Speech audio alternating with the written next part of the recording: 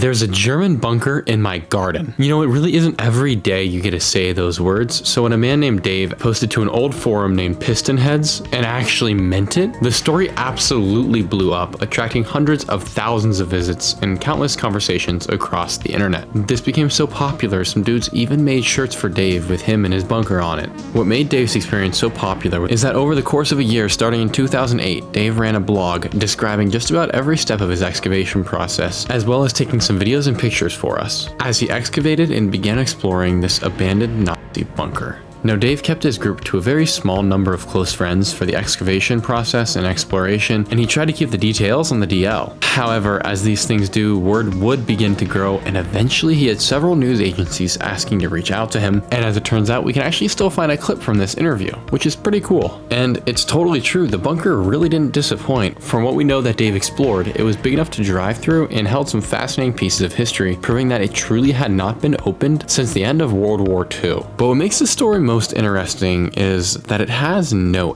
end. From all the data I have access to, Dave sort of fell off the face of the earth around June 11th, 2009. This would be unsurprising if Dave had just been trolling everyone and only had a few followers, but we have verifiable evidence in the form of pictures and videos of everything Dave had been telling us. And on top of this, Dave had kept such a meticulous blog to the point that some people even began to make fun of him for being too long-winded. So for him to leave everyone on a cliffhanger was pretty out of character for him. What makes this mystery of his disappearance even stranger is in the last post, David writes about an interesting encounter he had. David explains to us that the night before he wrote his final post, a historian had called him on the phone asking about his bunker and whether or not the historian would be able to come visit. David said, of course, and about a half an hour later, 2 historians showed up. Now, this is already pretty late at night, so David was a little thrown off to have people exploring his property, but considering the rarity of the find, he understood the excitement. Dave tells us that over the course of several hours, these historians began talking to each other very, very excitedly, and after a while came up to David and showed him some old documents. And then the historian told David to read over the documents and to call him the next day with what he thought. From the bit of information Dave gives us about these historians and their documents, there is a heavy implication that not only is there one tunnel beneath his property, but there is in fact a series of tunnels and an entire bunker system beneath him. We know this because some of the old maps and documents that the historians had showed him pointed to the ruins of a building that he found out later was actually an abandoned German warehouse.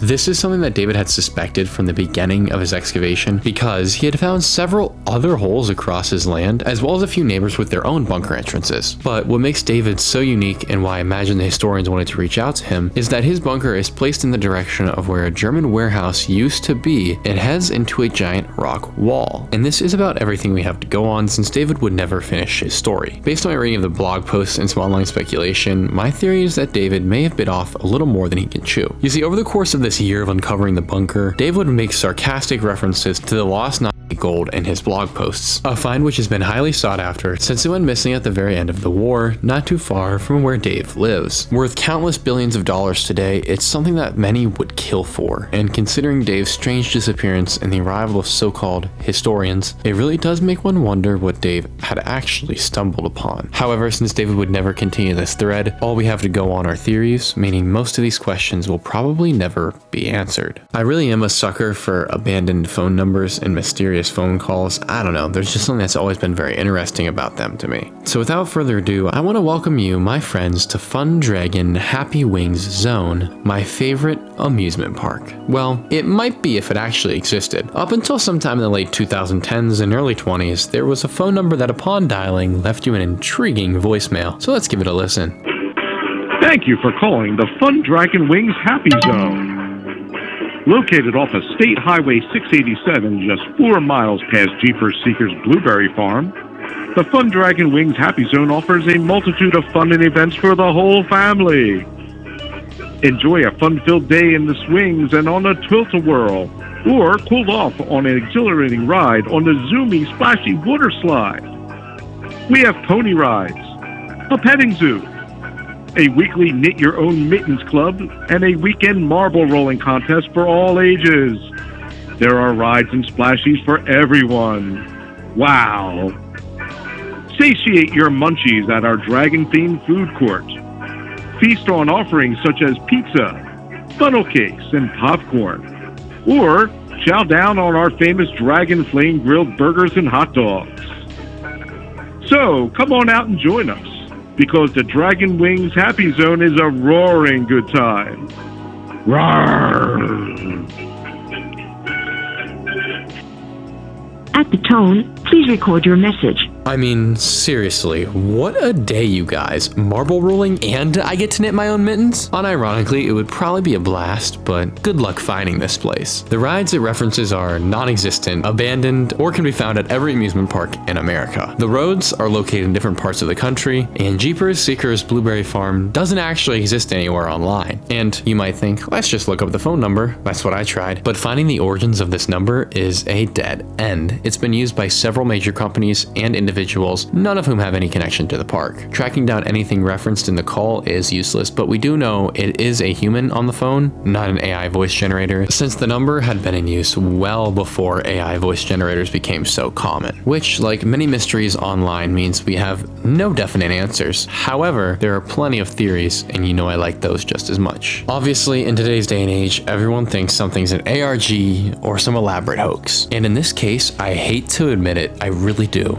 But considering how everything is fictitious and the call almost sounds sarcastic, it is entirely possible, but when you really think about it, that answer doesn't hold up very well to scrutiny. If you're either going to make a hoax or an ARG, why of anything would you choose to do a phone number that you then don't post anywhere for people to find? All of your effort is banked on someone randomly dialing a wrong number and staying long enough to listen to your message. It's so unlikely it's a waste of time. So then that makes me think about some sort of hidden code. There's a little bit of a personal game theory here. I do believe that hidden in this message there is a combination of numbers and letters chosen for some of the words that do actually yield some meaning. For instance, rather than saying near the blueberry farm, the creator went so far as to say the Jeepers Seekers Blueberry Farm, which makes me sus, thinking that there's some sort of hidden message in there. But code breaking isn't my thing, so that's all up to you. Finally, for the third theory, many believe that this is some sort of alternate universe or the Mandela effect, and by chance we've been left with the number but no amusement park. In other words, we got half and half. And now that one's a little less likely in my opinion, but you really never know these days. But it is really bizarre, and I want you to let me know what you think in the comments below. This next one is quite the conundrum for you. At first glance, this does appear to be an ARG or an old horror video from the early YouTube days. However, after you watch a bit more, things do begin to get a little strange. The images begin just looking a little too real for my taste, and things take a dark turn towards the end of the video when an image appears on screen with what appears to be the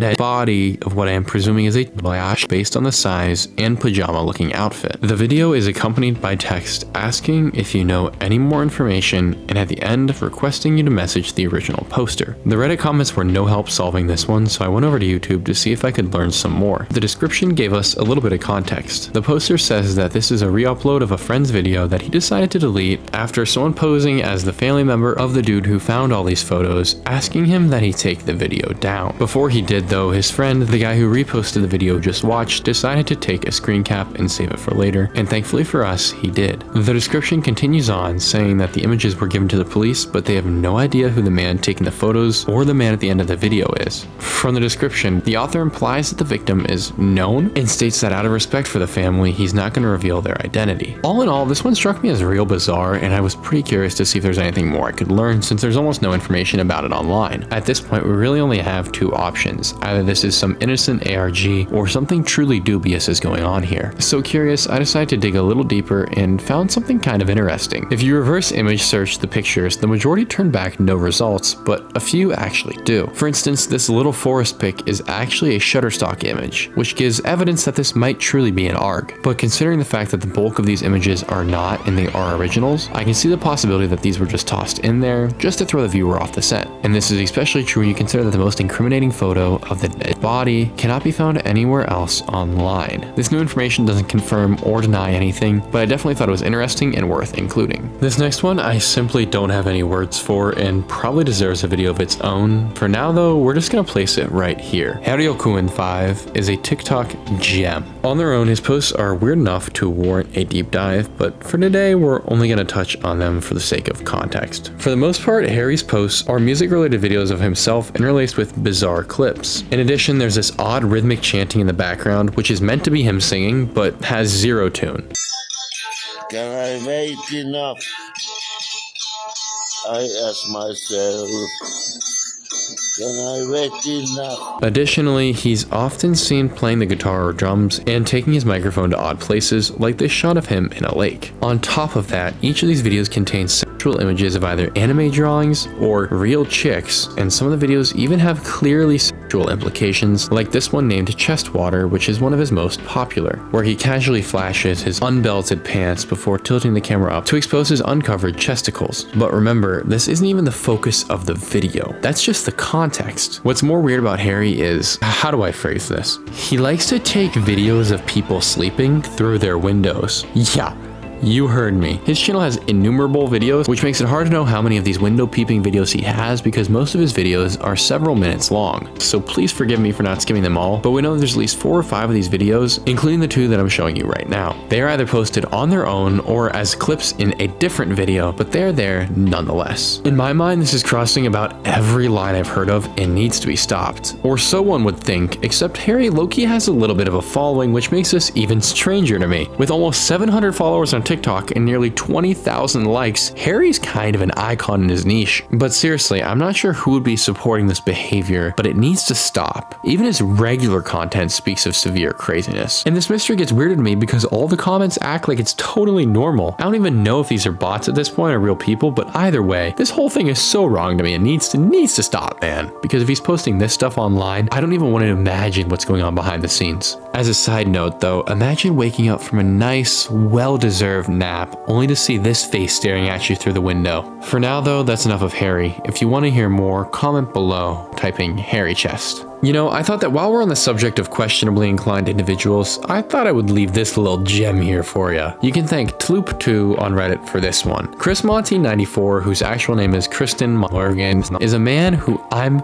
sure will get his own deep dive at some point. Christian posts videos and pictures of him and his girlfriend, as well as their child, just, you know, doing normal enough stuff, like dates and days at the beauty salon. So what's weird, you ask? Well, let's take a little bit of a closer look at this image. And I'm sure you're thinking right now, you know, now that you point out Cooper, you know, maybe she's had some work done, but why is this even an internet mystery? You know, before I say anything, let's just try another photo. Anything look a little off here? Does it not seem quite right? Well, maybe one more photo will help. Yeah. This is a doll. When I tell you that this doll has become Christian's entire identity, I mean it. He drags it literally everywhere, taking it to restaurants, parties, celebrating birthdays with it in public, and even handcrafting children for the two of them to share. And that's weird and all, but there's plenty of strange people on the internet with weird obsessions. What makes this so internet mystery oddity worthy for me is that this isn't just any doll that Christian's made. According to the papers that have interviewed him, it's actually modeled off of Christian's ex-girlfriend. In fact, in the newspapers, the ex-girlfriend has already come out and stated how utterly terrified and creeped out about this she is. Now, I'm not sure why. That seems like a little bit of an overreaction, right? But seriously, I'm not sure how someone gets to this extent, but I think it really says something about the world that no one has stopped this guy yet. I mean, he even took this thing to a salon where they actually treated it like a real woman. Despite everyone thinking this dude is crazy, I mean, look at the faces in the background of these photos. It really does say it all. This is a currently evolving internet mystery oddity, and I really wanted to include it here for you guys so you can go check it out for yourself and see what's going on, because this is pretty messed up stuff and it needs to stop. Not even for Christian's sake at this point, but for the ex-girlfriend who has to deal with this image in her mind every day. With the rise of AI, bots are becoming even more prevalent online than ever, and as such, I try to avoid them in these videos unless they are doing something truly mysterious and interesting. And what this Reddit user found seems to be something in a category of its own. Twirly, by the way, posted several months back seeking answers on some old posts he'd uncovered on Reddit. Each seems to be garbled nonsense, however, a deeper look reveals some hidden strangeness. The posts contain coordinates that lead to non-existent restaurants, and some of the text appears to be a random copy and pastes, possibly from the same restaurants. This doesn't get us very far, but it does suggest that something deeper is going on here. Additionally, looking at each of the accounts, one begins to notice that they are all Reddit-generated names with meaningless photos from around the internet. There are some theories here as to what's going on, perhaps some sort of AI trading or something even weirder, but this one remains unsolved, and since these posts are 2 years old, I just added it here for curiosity's sake to see what you guys think. And on that note, you all, I'm gonna head out. Thank you so much for all the support of my recent content. You know it means the world to me. I could not be more grateful for each and every one of you. That being said, I really hope you enjoyed this longer video. It has been a request, and I promise to do my best to keep pushing out the long ones for you guys and making interesting content. I hope you guys are enjoying. Let me know in the comments below what you think. And until next time, stay frosty, you all, and I look forward to seeing you in the next one.